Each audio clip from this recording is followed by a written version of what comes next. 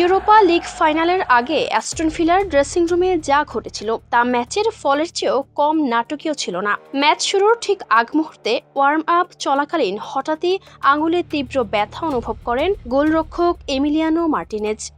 প্রথমে বিষয়টা খুব গুরুতর মনে না হলেও পরবর্তীতে পরীক্ষা করে জানা যায় আঙুল ভেঙে গেছে। ফাইনালের মতো গুরুত্বপূর্ণ ম্যাচে এমন খবর মানে সাধারণ একটাই সিদ্ধান্ত, মাঠের বাইরে চলে যাওয়া। কিন্তু মার্টিনেজ সেই পথ নেননি। তিনি চিকিৎসা নিয়ে আবারও গ্লাভস হাতে নেন এবং সিদ্ধান্ত নেন যে তিনি খেলবেন। দলের কোচিং স্টাফ এবং সতীর্থরা তখনই বোঝা যায় আজকে গোলবারে দাঁড়িয়ে থাকবে এক ভিন্ন ধরনের লড়াই। ম্যাচ শুরু হওয়ার পর থেকে বোঝা যাচ্ছিল তিনি পুরোপুরি ফিট নন। বল ধরার সময় অস্বস্তি ছিল, কখনো ডাইভ দেওয়ার পর দ্রুত উঠে দাঁড়াতে পারছিলেন না, আবার কখনো হাতে চাপ লাগলেই মুখে ব্যথার ছাপ দেখা যাচ্ছিল। একজন গোলরক্ষকের জন্য সবচেয়ে গুরুত্বপূর্ণ কাজ বল কন্ট্রোল, সেখানেই তিনি সবচেয়ে বেশি সমস্যার মধ্যে ছিলেন। তবুও তিনি এক মুহূর্তের জন্য মনোযোগ হারাননি। পুরো 90 মিনিট তিনি পোস্টের নিচে দাঁড়িয়ে থাকেন এবং ম্যাচের গুরুত্বপূর্ণ কয়েকটি মুহূর্তে দারুণ সেভ করেন, যেগুলো না হলে ম্যাচের গতিপথ অন্যদিকে যেতে পারত। তার এই সেভগুলো অ্যাস্টন ভিলার রক্ষণভাগকে স্থির রাখে এবং দলকে আত্মবিশ্বাস দেয় সামনে এগিয়ে যাওয়ার।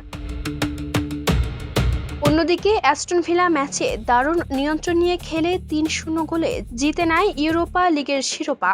গোল করেন ইউরি টিলেম্যান্স, এমি বুয়েন্দিয়া এবং মর্গান রজার্স। এই জয়ের মাধ্যমে দীর্ঘ অপেক্ষার পর আবারও ইউরোপীয় শিরোপার স্বাদ পায় ইংলিশ ক্লাবটি। তবে ম্যাচ শেষে আলোচনার কেন্দ্রবিন্দু ছিল স্কোর লাইন নয়, বরং একজন গোলরক্ষকের অদম্য মানসিকতা।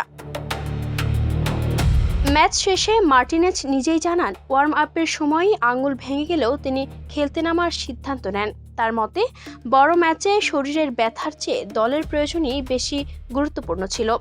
এই মানসিকতা তাকে পুরো ম্যাচ খেলতে সাহায্য করেছে, যদিও প্রতিটি মুহূর্তেই তিনি চ্যালেঞ্জের মধ্যে ছিলেন।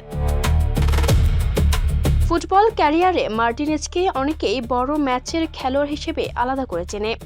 এফএ কাপ, কোপা আমেরিকা, বিশ্বকাপ ফাইনাল সব জায়গাতেই তিনি শিরোপা জয়ের অংশ ছিলেন। এবার ইউরোপা লিগ ফাইনালও সেই তালিকায় যোগ হলো।